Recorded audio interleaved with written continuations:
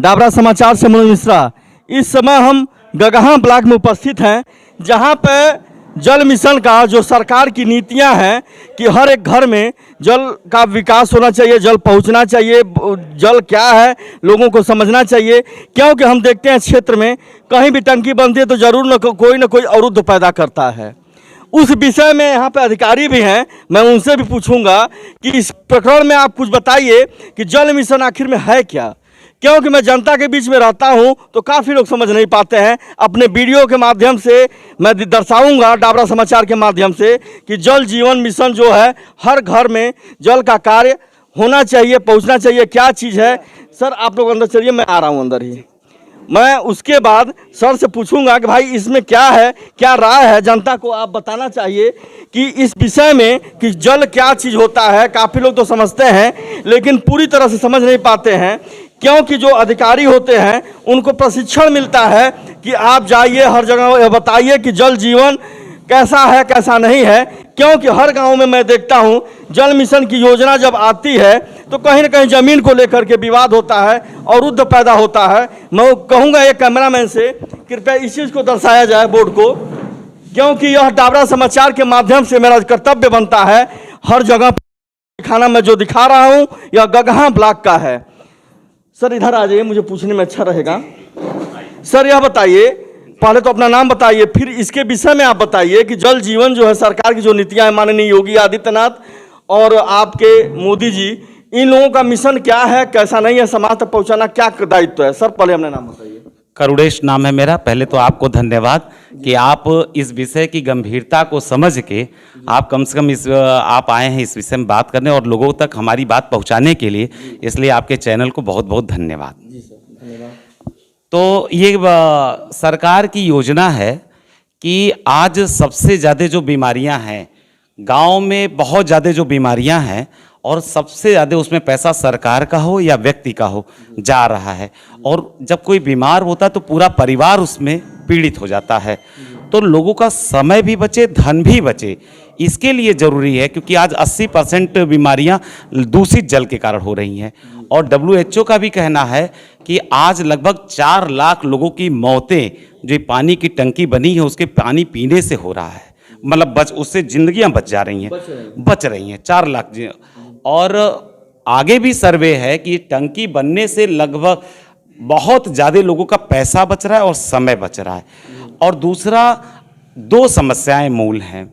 हमारा जो मकसद है कि एक तो धरती से जल का स्तर लगातार सूख रहा है, नीचे जा रहा है जल स्तर, उसमें सारे लोग पीड़ित हैं। ये हैंडपंप जो काम नहीं करता है, मई और जून के महीने वाटर स्तर जो नीचे चला जा रहा है, जी जी जी, तो हम धरती को रिचार्ज नहीं कर रहे हैं तो सूख रहा है। और जो पानी है मेरे पास वो पर्याप्त नहीं है, पर्याप्त नहीं, और जो है वो पीने योग्य नहीं है।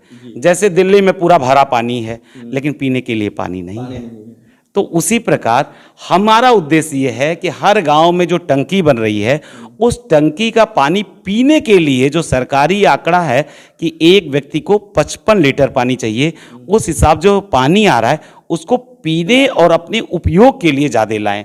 आज उसका हम देख रहे हैं, इसी विषय को जागरूक करना है कि ये टंकी हमारे गांव की है, हमारी टंकी है, उसका पानी पीने के उपयोग में लाया जाए, जो घरेलू काम है उसके उपयोग में लाया जाए, ना कि खेत सींचने के, गाड़ी वाहन अपना धोने के, इन सब कामों में ज़्यादा उसका उपयोग न किया जाए। क्योंकि यह स्वच्छ पानी है, इसको इन्वेस्ट न किया जाए, यह केवल पीने योग्य बनाया जाए, ये कहना है। और दूसरी बात, उस पानी का महत्व तो गांव के लोग इस बात को समझे, ये मेरी टंकी है, इसका रख रखाव देख रेख, क्योंकि सरकारी तंत्र अगर कह दिया जाएगा सरकारी है तो सरकारी के साथ क्या व्यवहार होता है हम आप देखते हैं।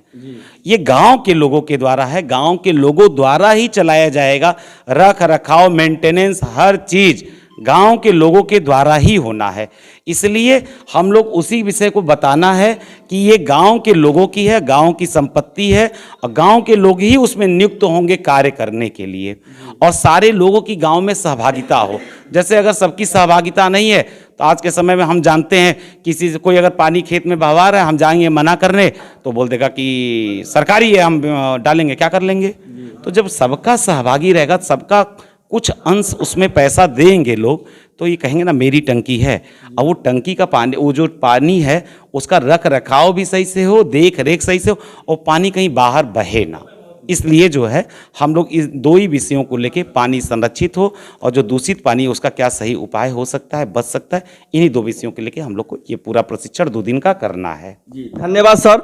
लेकिन एक चीज़ है जो मैं उस टॉपिक से हट करके आपसे पूछना चाहता हूँ कि सर मैं कहीं देखता हूँ, कहीं न कहीं क्षेत्र में मैं जब भ्रमण करता हूँ तो पानी के टंकी को लेकर के विवाद होता है, बहुत ज़्यादा लोग बनने नहीं देते हैं। इसमें आपका क्या कहना है? जहाँ भी इस तरह का विवाद है तो ये जान लीजिए ये मेरा संकल्प नहीं है, ये माननीय मोदी जी ने 15 अगस्त 2019 को लाल किले के प्राची से उन्होंने कहा था कि हर घर को नल और नल से निर्मल जल, ये उनका लक्ष्य है। और 2024 तक, 19 में उन्होंने कहा, आज 24 में अभी 1.5 साल पूरा बचा हुआ है। और कई जगह ये शिकायतें, हम जो प्रशिक्षण दे रहे हैं तो कई जगह ये शिकायतें आ रही हैं कि हमारे यहाँ टंकी तो लग गया, पानी नहीं आ रहा है, कहीं पाइप टूट गया है, गड्ढा खोद के चले गए। उनका सबका निपटारा होना ही होना है। और जहाँ टंकी जगह का विवाद आ रहा है तो ये जान लीजिए इसके लिए आपके यहाँ जो जिलाधिकारी, इसके जिलाधिकारी और दूसरा जो लेखपाल मिल के इस विषय को देख रहे हैं। और अगर उस गांव में विवाद है तो पहले तो निपटारा के लिए करेंगे, अगर निपटारा नहीं हो पा रहा है तो बगल के गांव में कम्युनिटी टंकी बनेगी, वहां से वो पानी देना है। लेकिन हर घर को नल और नल से निर्मल जल देना ही देना है। और आज सरकारी आंकड़ा ये कहता है कि लगभग हम इसमें 64% घरों में पहुंच चुके हैं। भारत में 64% काम हो चुका है। 19 के पहले से 16% काम था। आज जो है 19 के बाद से आज तक 64% काम हम पूरा कर चुके हैं।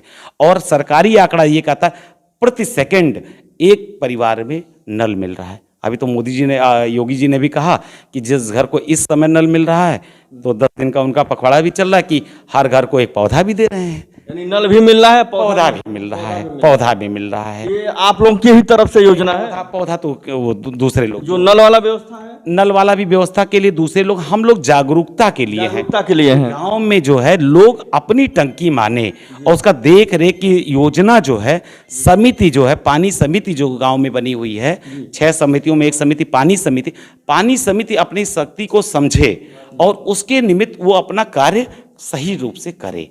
धन्यवाद सर। सर ये मैं पूछना चाहता हूँ, जो यह चीज़ है, यह क्या चीज़ है?